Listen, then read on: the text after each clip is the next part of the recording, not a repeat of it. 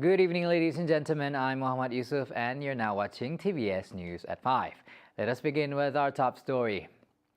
Now, the Sarawak government has approved a sum of 353 million ringgit on Monday to implement various development projects in KAPIT. Premier of Sarawak, Datuk Patinggi Tan Sri Abang Johari Tun Openg said one of the development projects is to alleviate traffic congestion in the division. KAPIT penuh dengan traffic jam. This is the success of our development plan. And KAPIT will definitely become a major town dengan adanya pendekatan pembangunan yang sedang berlaku di bahagian KAPIT. Untuk tanda mengucap terima kasih kepada orang KAPIT dan untuk menyelesaikan masalah traffic jam yang ada di KAPIT ini, kita akan menaik taraf jalan seluruh bandar KAPIT dengan harga 190 juta kita luluskan pada hari ini. Abang Johari made this announcement in his speech during the tea banquet in conjunction with the state-level birthday celebration of Yang di-Pertuan Agong Al-Sultan Abdullah Ri Ayatuddin Al-Mustafa Billah Shah at KAPIT Town Square on Monday. The Premier also mentioned another development project which he said would cost 105 million ringgit and involve the road construction between Ulu Sungai Katibas and Jalan Sungai Bangkit. Kita sedang membangun Sungai Tunoh dan sudah tentu Tunoh berkendakkan elektrik. Kita akan membangunkan juga grid elektrik daripada KAPIT ke Tunoh yang mempunyai distance 35 kilometer. Earlier, Abang Johari also conveyed his appreciation to the people of Sarawak, including those from KAPIT, for the huge mandate given to the Gabungan Parti Sarawak GPS in the last state election. As the world moves into a more sustainable lifestyle to protect the Earth's environment, an innovative musician, Louis Pergasam, have successfully made music instruments from discarded items. Such effort should be exemplary to others, using creativity to create something usable from waste as an effort to manage and reduce waste produced in the country. During an interview with the media, Lewis said that the younger generation should tap into their creativity so that they themselves can create music instruments using discarded items. Creating songs and melodies, he added, does not require expensive instruments as the discarded items produce its own unique sound. While entertaining the masses, he also reminded the people to care for the environment. To introduce people, make people more aware about the environment and be creative with what I call so-called waste material in a fun way. Because I think it's no point to say, jangan buang, recycle, you go to the mall, thin glass, sana paper, kan, orang lupa. But if you make them get involved, especially young people, oh wow, I can be so creative with this, so let's not waste it. So what I'm trying to do now here is not recycle, but I am repurposing, reusing, and recreating. I feel it's my responsibility then to awaken people, especially the next generation, about taking care of the environment because we are killing everything. Potong sini, potong sana, potong sini, tak ada apa-apa lagi. That's why we have a lot of problems with the climate change and avalanche and flooding and everything. Lagipun orang lihat buang saja, macam KL pun sama. Dah minum botol dia buang. And then especially in the ocean, fishes are being killed, getting caught wires and stuff. So I use music because I know that best as a drummer. Traversing the world, performing with the recycled music have made Lewis a viral sensation. Lewis will be performing at the Pre-Borneo Jazz Festival, Eco Drums in Coco Cabana. Now, there is a growing concern among health experts that the monkeypox and other infectious diseases could be transmitted to animals via human medical waste. Monkeypox cases have been reported in 26 countries, with more than 650 cases, according to a statement by the World Health Organization, WHO. Because we are concerned about rodents picking this up. So we do have to think about human medical waste, like behind a rural local clinic. If they're putting their waste outside until it's disposed of properly later in the week, you have an opportunity for animals to tear those bags open and for rodents to get in there and get infected. So we want to always be thinking also about that biosafety, biosecurity aspect to prevent. That's another opportunity for spillback, in addition to just direct spillback from an infected human to an animal. We might be doing it through medical waste. As the virus circulates outside of Africa, there is an opportunity for spillback into animal populations, which can potentially make the virus endemic in countries beyond Africa.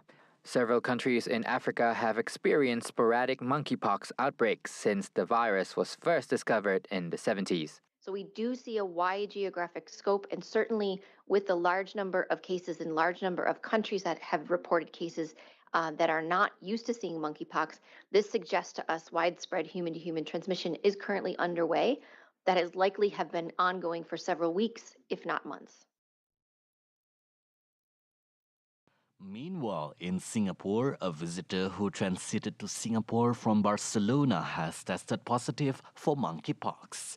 13 people were identified as possible casual contact of the man in question, who is currently under phone surveillance for 21 days. The country's Ministry of Health, MOH, however, successfully contained the virus from spreading as the traveller did not enter Singapore or interact with anyone. He departed from Barcelona on June 1st and arrived at the Changi airport the day after. Authorities also verified his movement while he was at the airport, that the victim had remained in the transit holding area until his departure for Sydney on the same day. As precautionary measures, Singapore MOH said it had conducted contact tracing for the 2 affected flights, who might have come into contact with the traveller at the airport transit area.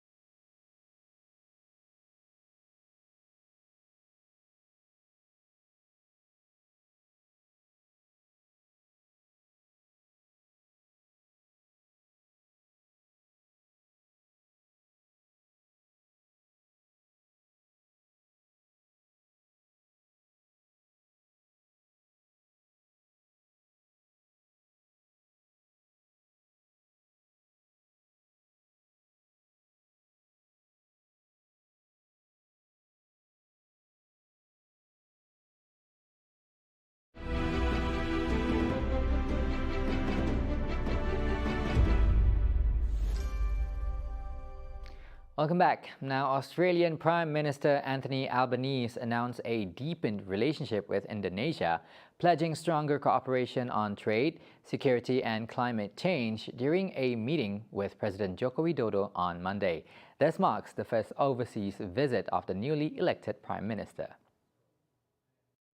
Accompanied by a high-profile business delegation, Albanese stressed the importance of engaging with Southeast Asia's largest economy. Indonesia is on track to be one of the world's 5 largest economies.